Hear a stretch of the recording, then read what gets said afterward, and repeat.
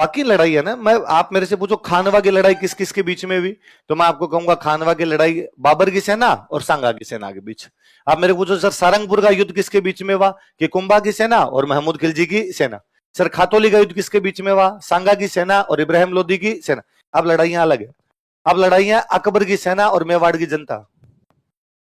अकबर की सेना और मेवाड़ की जन जन लड़ने के लिए आ गया था, बंदा बंदा लड़ने के लिए तैयार हो गया था। साहब हम भी लड़ने के लिए तैयार हैं।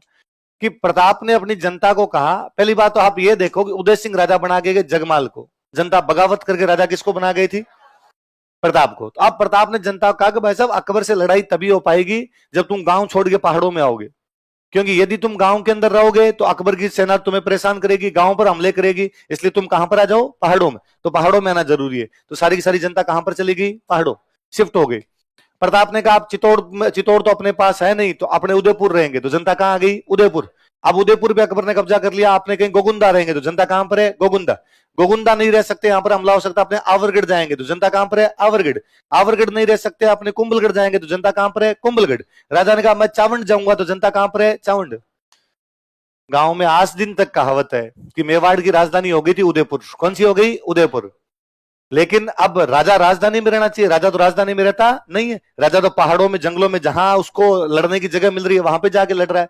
इसलिए गांव में आज दिन तक कहते हैं कि उदयपुर कटे जट राणो जी कवे, उदयपुर कटे जठे राणो। जहां राणा जी ने कहा, राणा जी ने कहा ये उदयपुर, जनता ने कहा उदयपुर। राणा जी ने थोड़े दिन बाद कहा आगे उदयपुर, जनता ने कहा।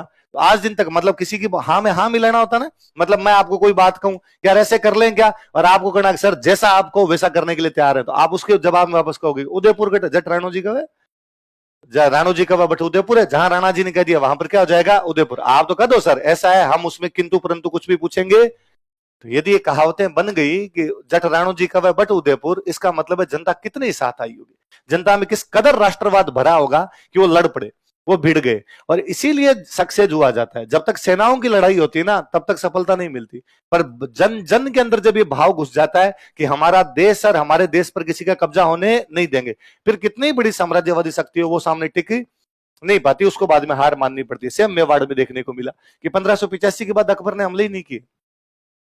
ऐसा क्या है, इतना बड़ा भारत का बादशाह जिसके पास पूरे भारत की सेना थी, जो पूरे भारत के इलाके जीत रहा है, मेवाड़ में हमले क्यों नहीं कर रहा।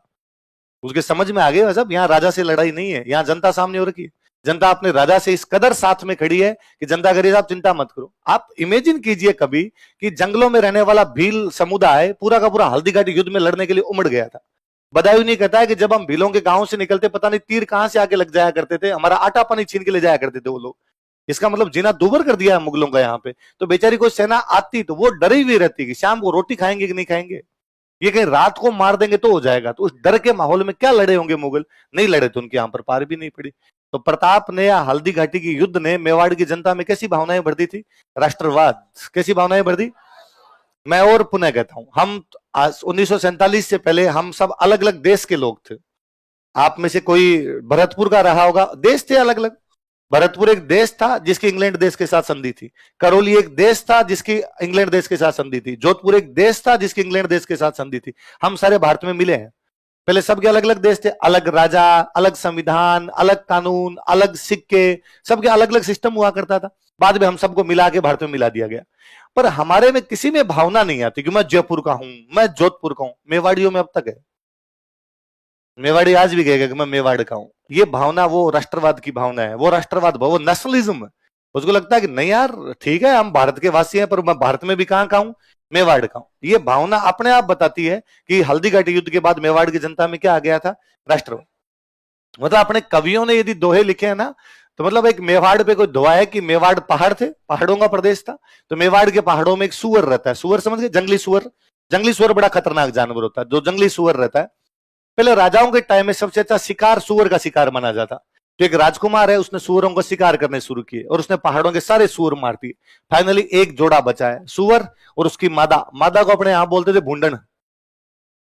सुअर की जो पत्नी होती है उसको क्या बोलते हैं, भूंडन। तो एक सुअर बैठा रहेगा, उसकी भूंडन बैठी है, बाकी सब मर गए। एक दिन वो दोनों गुफा के अंदर बैठे हैं और बाहर घोड़ों की टप टप घोड़ों की टाप सुनाई दी। और भूंडन ने बाहर मुड़ के देखा तो उसने बाहर झांक के देखा, उसको लगा कि राजकुमार के घोड़े इधर उधर घूम रहे हैं। और उसने अपने पति से कहा कि निकल लेते हैं यहां से, सब मर गए, केवल हम दो बचे हैं। और इस राजकुमार को पता चला गुफा में, गुफा तोड़ के बाहर निकालेंगे और अपने को और मारेंगे। इससे अच्छा पिछले वाले रास्ते से, उधर फसलें खड़ी है मालवा की, मालवा में घुस जाते हैं। वो सुअर उस भुंडन को कहता, कवि का दुआ है कि भाई वहां का जानवर भी कितना वीरता से भरा रहा होगा, कितना राष्ट्रवाद रहा होगा उसमें। वो सुअर अपनी उस भुंडन से कहता है कि मगरो छोड़ू हूं नहीं। मगरा समझते हो? मगरा मतलब पहाड़। मगरा मतलब कि मगरो छोड़ू हूं नहीं, कि मैं मगरा छोड़ के नहीं जाऊंगा। भूंडन मत बिलमाए, हे भूंडन मुझे राजी करने की, डिस्ट्रैक्ट करने की, डराने की कोशिश मत कर, मैं ये मगरा छोड़ के कहीं भी जाऊंगा।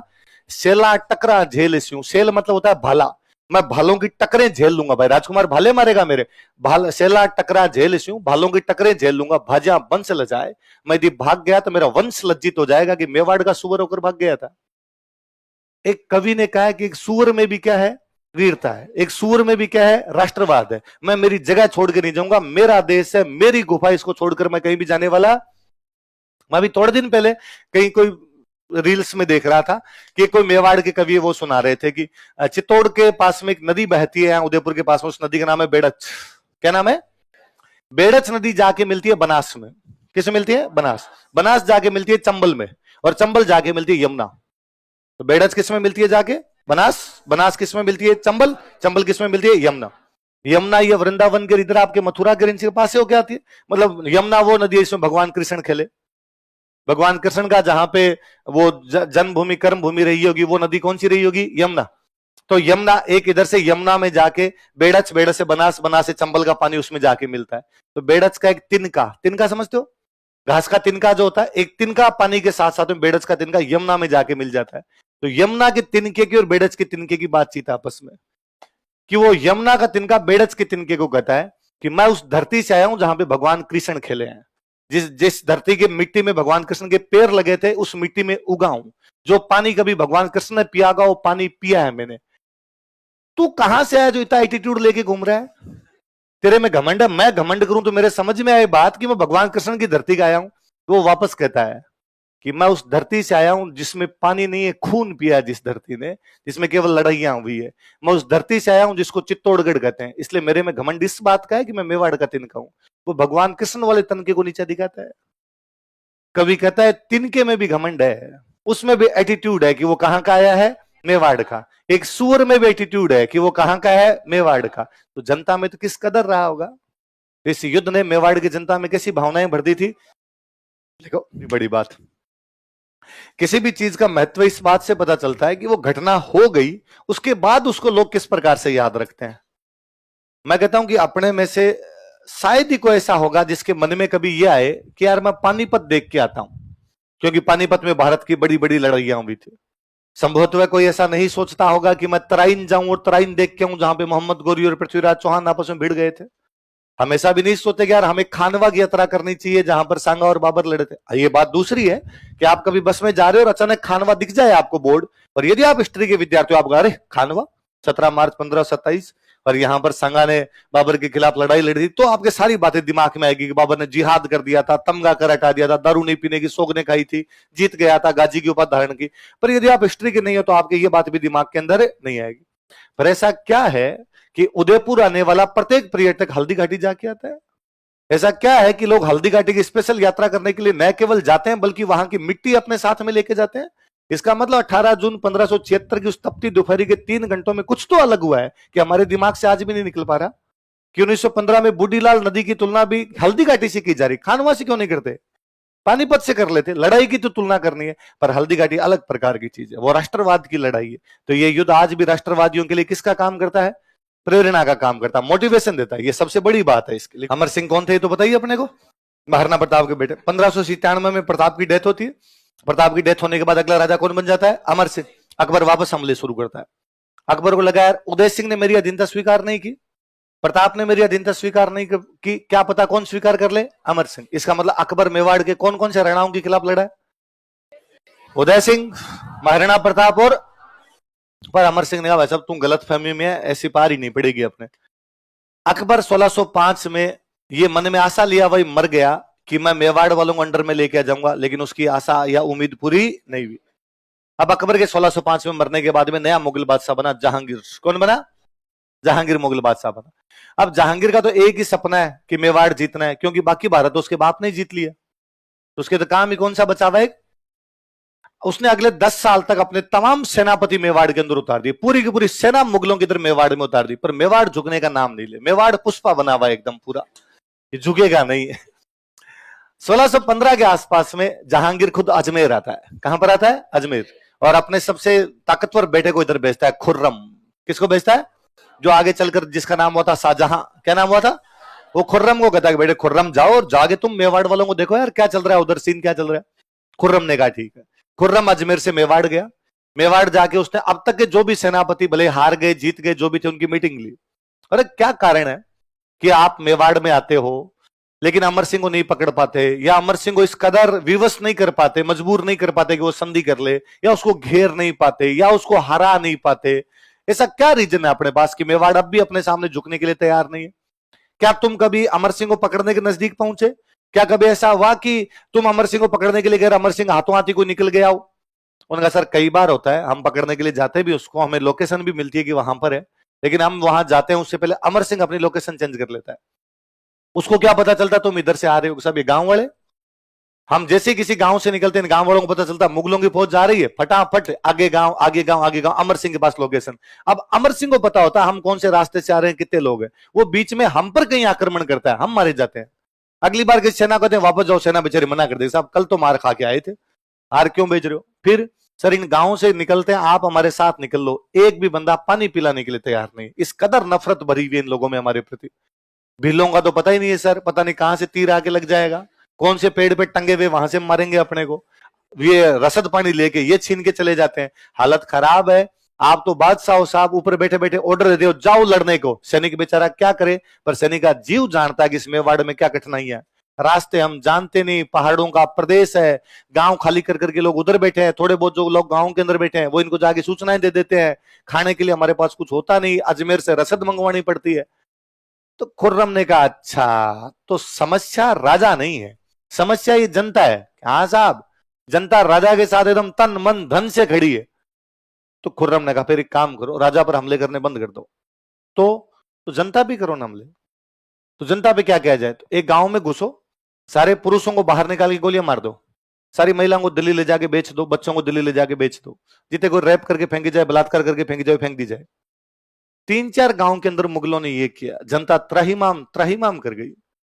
जनता सेना का मुकाबला कैसे करे? जनता बता सकती है, सहायता पहुंचा सकती है, लड़ थोड़ी ना सकती है।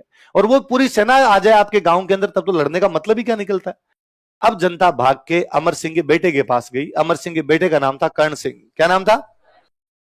और कर्ण सिंह को जाके कहा, राजा का जो सबसे बड़ा बेटा होता उसको बोलते युवराज, क्या बोलते? प्रिंस बोला करते। प्रिंस के पास गई, युवराज को जाके कहा कि युवराज कर्ण सिंह 1527 में जब मुगल बाबर सांगा से लड़ने के लिए आए थे तब से लेके 1615 आ गई। कौन सा सन आ गया? लगभग 90 साल का टाइम है। जहां राणा जी ने कहा वहां हमने उदयपुर बसा लिया, जहां राणा जी ने कहा वैसे हमने लड़ाई कर ली। हमने एक बार भी राणा जी से ये नहीं पूछा क्यों लड़ना है क्यों नहीं लड़ना। हमारे लिए राणा जी का आदेश भगवान का आदेश था, उन्होंने जैसा कहा हमने किया। अब पार नहीं पड़ रही, लुगाई टाबरों को उठा के ले गए, पुरुषों के सबके गोलियां मार दी, पूरे गांव को आग लगा दी, इवन पशुओं तक को आग में जला देते हैं ये लोग, फसलों को आग लगा देते हैं। अब हमारी लड़ने की क्षमताएं नहीं, अब हमें बचाइए, कुछ ना कुछ कीजिए। कर्ण सिंह जानता था कि राजा का पहला धर्म जनता को बचाना होता है, बाकी सब काम सेकेंडरी है। यदि कोई राजा जनता की भी रक्षा नहीं कर पाता है तो बाकी उसके लिए कुछ भी चीजें मायने रखती नहीं है। कर्ण सिंह अमर सिंह के पास गया, उसने अमर सिंह को जाके कहा कि हमारे पास संधि करने के अलावा दूसरा कोई चारा नहीं है, हमें संधि करनी पड़ेगी। अमर सिंह का दिमाग खराब है, मैं महाराणा प्रताप का बेटा हूं, अरे से कैसे संधि कर ले इन मुगलों के साथ? पिताजी लड़े, दादाजी लड़े, मैं संधि करके नाम क्यों खराब करूं? कर्ण सिंह ने कहा कई बार इसलिए भी रुकना जरूरी होता है ताकि अगले चरण की तैयारी की जाए। कई बार इसलिए रुकना या 2 कदम पीछे रहना पड़ता है ताकि अगली छलांग 4 कदम की लगे। हम इसलिए नहीं रुकना चाहते कि मुगलों के खिलाफ सरेंडर करेंगे, हम इसलिए रुकना चाहते हैं कि थोड़ी शक्ति बटोरें, थोड़ी ऊर्जा लें, थोड़ी सांस लें, ताकि अगले चरण में फिर लड़े। मारेंगे इनको, वापस मारेंगे, थोड़े दिन बाद मारेंगे, पर एक बार रुकना जरूरी है। जनता को एक बार बचाना जरूरी है। जनता को नहीं बचा पाए तो जनता का हमारे में जो कॉन्फिडेंस है वो समाप्त हो जाएगा। हम आज दिन तक किसके भरोसे लड़ रहे हैं, किसकी ताकत पे लड़ रहे हैं? जनता की। ये अनाज देते हैं, ये साथ में लड़ते हैं, ये सूचनाएं पहुंचाते हैं, हथियार बना के देते हैं, यही साथ में नहीं रहेंगे किसके लिए लड़ेंगे? अमर सिंह ने कहा मेरे कुछ नहीं समझ में आता, तेरे को ज्यादा लगता है। मंत्रियों संतरियों ने सबने दबाव दिया तो अमर सिंह ने चाबियां कर्ण सिंह के पास दी, तू जाने तेरा काम जाने, मैं राजा का पद ही तेरे को सौंपता हूं, मैं सारी शक्तियां तेरे को सौंपता हूं, तू तेरे हिसाब से देख ले। फिर कर्ण सिंह के पास जैसे ही पावर आई, कर्ण सिंह ने अपने 2 बंदे भेजे मेवाड़ से। एक का नाम था हरिदास और एक का नाम था शुभकर्ण। क्या क्या नाम था? क्या क्या नाम बताओ देखिए। किसने भेजे संधि करने के लिए? किसके पास भेजे? मुगलों के। कौन कौन 2 बंदे बताओ? हरिदास और शुभकर्ण। मुगलों की तरफ से बात कर रहा है खुर्रम। कौन बात कर रहा है? खुर्रम के पास भेजे कि भाई जाओ और जाके बात करके। हरिदास शुभकर्ण गए, हरिदास शुभकर्ण जाके आवे, खुर्रम हम संधि करने के लिए तैयार है। और खुर्रम ने कहा बैठो बैठो, शाबाश शाबाश, चाय लाओ रे, 2 आदमी हैं, 2 चाय मंगवाओ इनके लिए। खुर्रम बेचारा राजी कि मेवाड़ हमसे क्या करने के लिए तैयार हो गया। हरिदास शुभकर्ण ने कहा खुर्रम 2 मिनट, एक बात का देने दे, बाद में मंगवा लेना चाहे तो। अरे उसने कहा बैठो बैठो चाय पियो, बात तो बाद में कर लेंगे, संधि तो करनी है, कर लेंगे संधि। उसने कहा अरे सुन तो सही बात, क्या बात है कि संधि में क्या होता है तुम्हारे? खुर्रम ने कहा सिंपल संधि होती है, जो राजा संधि करता है उसको हमारी सेना में आके लड़ना पड़ता है, जो राजा संधि करता है उसको हमारे राजा के सामने आके मिलना पड़ता है उससे। उन्होंने कहा हमारा राजा नहीं आएगा। क्यों? तो वो संधि क्यों कर रहा है? कि ना संधि भी वो नहीं कर रहा, उसका बेटा ही कर रहा है, और हमारा राजा कभी भी तुम्हारे दरबार में नहीं आएगा, कभी तुम्हारी सेना के अंदर नहीं आएगा, कभी तुम्हारी तरफ से लड़ने के लिए नहीं जाएगा। तो कौन आ सकता है? तो उसका बेटा ही आ सकता है। खुर्रम ने कहा पर हमने पूरे भारत में राजा को ही बुलाया है, राजा आता है तभी संधि मानी जाती है। हरिदास शुभकर्ण ने कहा फिर ठीक है, तो हम वापस जा रहे हैं, लड़ाई की तैयारी करते हैं। खुर्रम ने कहा तुम बैठ जाओ प्लीज, लड़ाई का नाम मत लो तुम। अरे कोई देखते हैं देखते हैं, बैठो एक बार तुम, यार इतने साल से लड़ाई कर रहे हो, कब तक लड़ाई करोगे यार? फिर खुर्रम ने जहांगीर से बातचीत की कि पिताजी ये मेवाड़ वाले संधि करने के लिए तैयार है, पर यह करे हमारा राजा कभी भी तुम्हारे दरबार में नहीं आएगा, उसकी जगह कौन आएगा? राजा का बेटा। जहांगीर ने कहा तू संधि कर, फटाफट साइन करो, आए हुए हैं क्या, जल्दी से साइन करवा ले। पर पिताजी ये तो संधि हुई नहीं, राजा तो आ ही नहीं रहा। जहांगीर ने कहा है तू करवा ले, कौन देख रहा है? पिताजी आए थे कि बेटा आए थे? ये जो कलंक लगा हुआ है कि मेवाड़ वाले संधि नहीं करे, ये धुल जाएगा। बेटे तेरे को पता नहीं है मेरी दारू हराम हो रखी है, दिल्ली में आता जाता लड़का मेरे को पूछ लेता है कि और मेवाड़ में कौन मार खा के आया तुम्हारे, मैं लोगों को जवाब नहीं दे पा रहा हूं। इसलिए खुर्रम बाद में किससे संधि करता है? हरिदास और शुभकर्ण से। किससे संधि करता है? जनता को ये लगा कि भले ही हमारे राजा के पास संसाधन कम है, लेकिन हमारा राजा हार मानने वाला नहीं है। तो जनता को आशा की किरण नजर आई कि हमारा राजा हार नहीं मानेगा, और राजा हार नहीं मानेगा तो हम भी राजा के साथ में लड़ाई कर लेंगे। जनता लड़ने के लिए चली गई। यदि राजा हार मान ले तो जनता अपने आप ही क्या मान लेती है? हार। राजा निराश हुआ तो जनता भी क्या हो जाती है? निराश। पर राजा लड़ा तो जनता में भी क्या रही? हमेशा आशा। और जनता को लगा कि नहीं साहब प्रताप खड़ा तो हम भी खड़े रहेंगे।